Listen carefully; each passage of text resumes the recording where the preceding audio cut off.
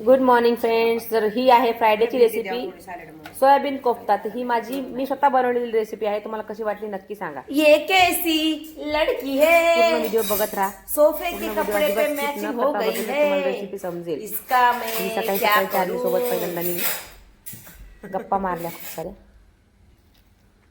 मग गेली किचनमध्ये आणि मी आज स्ट्रॉबेरी खात खात हा व्हिडिओ बनवते. कारण स्ट्रॉबेरी खाऊ का व्हिडिओ टाकू, कारण वेळ झाली व्हिडिओ टाकायची, म्हणून दोन्ही कामं एकत्र करते. आणि स्ट्रॉबेरी आंबट आंबट गोड गोड आहेत. त्या दिवशी मी बनवली सोयाबीन कोफ्ता. तर मग म्हणालं, मी सांगितलं सगळ्यांना की आज मी सोयाबीनची भाजी बनवते. सगळ्यांनी बोलले अरे रे किती वेळा सोयाबीनची भाजी करते, कंटाळा आलाय खाऊन खाऊन. म्हणजे थांबा मी त्याला काहीतरी वेगळं करते, जरा त्याचा मेकअप करते. मी प्रत्येक भाजीचा काहीतरी वेगळा लुक करून देते. मग त्या दिवशी आम्ही सोयाबीन कोफ्ताची रेसिपी मी पहिल्यांदा ट्राय केली माझ्या डोक्याने, माझ्या रेसिपी, माझ्या मनाने. धर का ज्योती, ही खाऊ देत नाही मला. धर, स्वतः पण खात नाहीये. स्ट्रॉबेरी तिकडे फेकून द्या, ती मलाही खाऊ देत नाही चार्ली आमची, आणि स्वतः पण नाही खा. सगळ्या घराने स्ट्रॉबेरी केल्यात.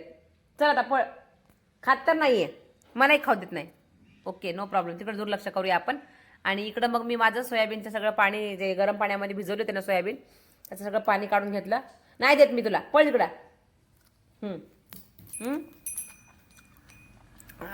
त्याचं सगळं पाणी काढून घेतलं आणि मिक्सरमध्ये बारीक करून घेतलं सगळं सोयाबीन. आणि नंतर शेवटचे जे सोयाबीन उरले होते ना, त्याच्यामध्ये हिरवी मिरची, कोथिंबीर, लसूण भरपूर घातला, जिरे, हे सगळं घालून मी मिक्सरमध्ये बारीक करून घेतलं. उठ चार्ली, उठ ना चार्ली.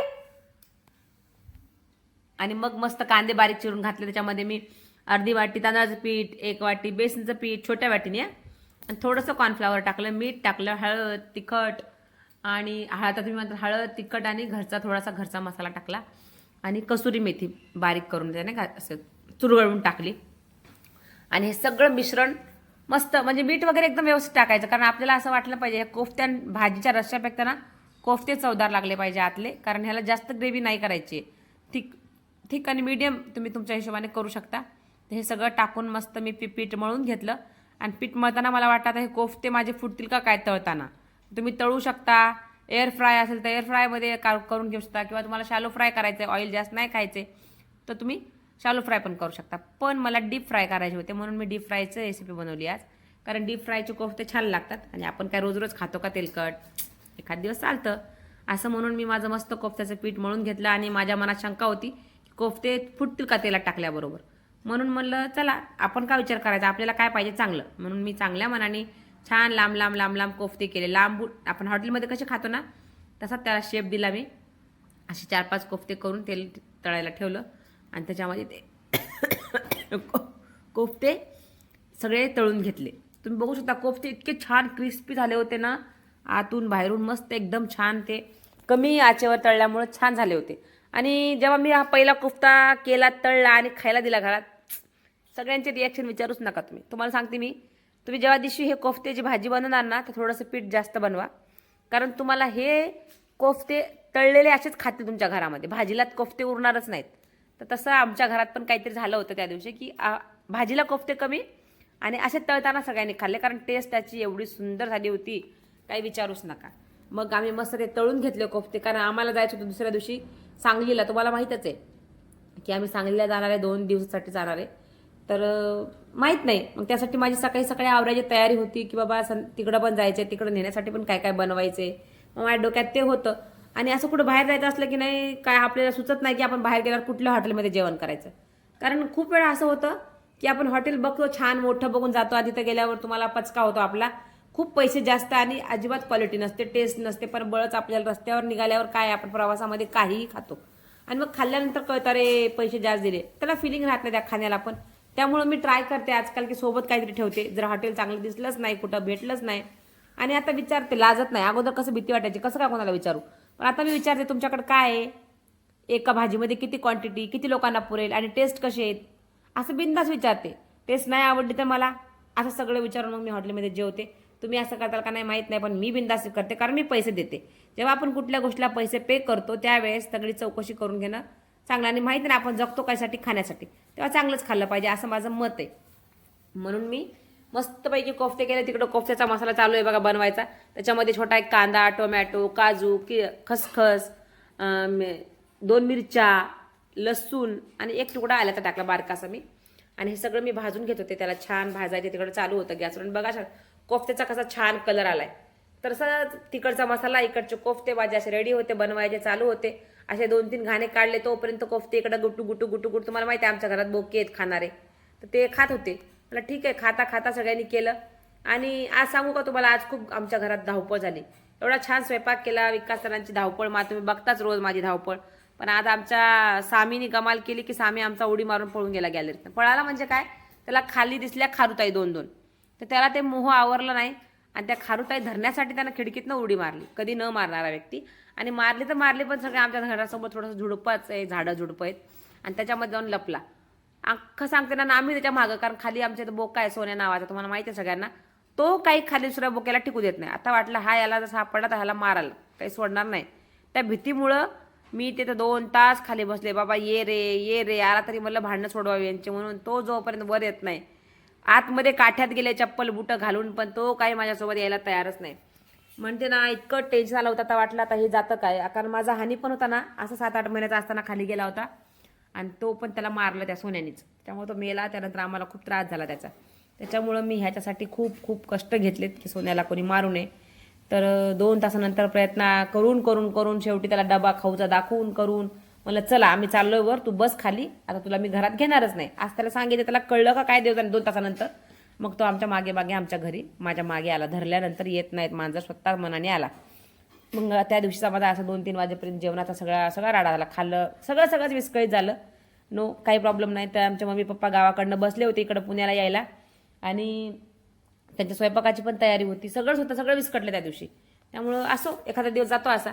मग इकडं मी माझे कोफ्ते झाल्यानंतर बघितलं होतं मी मसाला सगळा भाजून घेतला. जी मी ग्रेव्ही बनवली होती ना, ती ग्रेव्ही छान इकडं भाजून घेतली. तुम्हाला जशी ग्रेव्ही तुम्हाला आवडते त्या पद्धतीने तुम्ही ग्रेव्ही बनवू शकता. मी अशा पद्धतीने बनवली आहे. त्यामध्ये कांदा, टोमॅटो, लसूण, एक तुकडा आल्याचा आणि खसखस आणि 4-5 तुकडे काजूचे आणि कसुरी मेथी फेवरेट घालायचं, त्याने एक वेगळा फ्लेवर येतो भाजीला.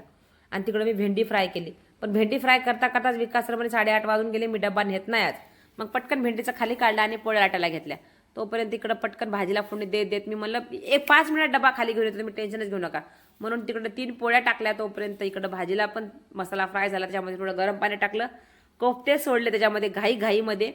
आणि कोफ्ते सोडून मस्त त्याची भाजी झाली माझी. तोपर्यंत 3 चपात्या केल्या. आणि खाली तो विकास सर जाऊन गाडी म्हणजे वळून घेई तोपर्यंत मी जाऊन डबा घेऊन गेले. आणि त्यांना असं वाटलं अरे अशी कशी केली तू, आता तर मला म्हणली झालं नाही. म्हणलं काय तुम्ही जर उभं राहिले ना माझ्या डोक्यावर, म्हणलं की दे तर होत नाही पटकन. पण तुम्ही आज तुमच्या घरात पण असं होत असेल की एखादा माणूस तुमच्या मागे लागलाय मला हे दे, आणि तुम्हाला ते देणं झालं नाही, म्हणजे नाही का उभं राहिल्या डोक्यावर कोणी की होत नाही. तो व्यक्ती शांत झाला की पटकन काम होतं. असं किती जणांसोबत झालं नक्की कमेंट करून सांगा. आणि तुम्ही माझ्या चॅनल जर नवीन असाल ना तर प्लीज सबस्क्राईब केल्याशिवाय जाऊ नका. कारण हे बघा, आपण एखाद्याची गोष्ट कोणाला आवडली, मी नेहमी सांगते दे चला, दिल्यानं वाढतं, घेतल्याने नाही कधीच कोणाचं वाढले. आतापर्यंत बघितलं नाही की आपण कोणाचं काही घेतलं आणि आपल्याला खूप मिळालंय. तुम्ही जेवढं देताल ते काही असो, मग पैसा असो, तुमचा वेळ असो, तुमची हेल्प असो, एखाद्याला उपाशी माणसाला चारलं, एखाद्या चांगल्या गोष्टीला काही 4 गोष्टी शिकवल्या, तुमच्याजवळ ज्या चांगल्या आहेत त्या तुमच्याजवळ वाढतं, ज्ञानसुद्धा दिल्याने वाढतं. तर त्यासाठी तुम्ही देत चला. तर एखादा लाईक द्या, एखादी कमेंट द्या, एखादा सबस्क्राईब करा, तुमच्याकडे काही कमी होणार नाही. तर माझी मस्त भाजी झाली आज. आणि भाजी झाल्यानंतर मला एक असा जीवाला माझ्या नाही काय छान वाटलं की अरे झाला स्वयंपाक वेळेत. पटापट चपात्या केल्या, डब्बा भरला इकडं घाईमध्ये. तरी पण व्हिडिओ काढायचा काही नाही सोडला मी, कारण जरी उशीर झाला व्हिडिओ तो बनता है ना भाई, अब इतने दिन से हम व्हिडिओ बना रे, तर मध्येच कसं मी गॅप करू शकते. म्हणून मी मला किती का उशीर होईना व्हिडिओ शूट तर चालू राहणार, म्हणून पटापट व्हिडिओचं शूटिंग करून घेतलं. आणि मस्त गरम चपात्या लाटल्या, डबा भरला. डब्बा नेऊन खाली द्यायला मी गेले, आज पण खाली गेले. आणि ते सवय लागली त्यांना, पण आता रोज उशीर झाला की ये खाली डबा घेऊन. आणि चला इथं ओरडा खाण्यापेक्षा खाली डबा नेऊन दिलेला परवडला. त्यामुळे डबा सगळं भरलं. आणि मस्तपैकी आजची भाजी इतकी छान झाली होती तुम्हाला काय सांगू. मला सकाळी खात नाही, कारण मी असं टेस्ट पण नाही का मीठ वगैरे बघत नाही, कारण ॲसिडिटी होते मला खूप जास्त, म्हणून भाजीची चव नाही बघत मी. पण मला बघून कळतं की मीठ बरोबर आहे, सगळं बरोबर आहे.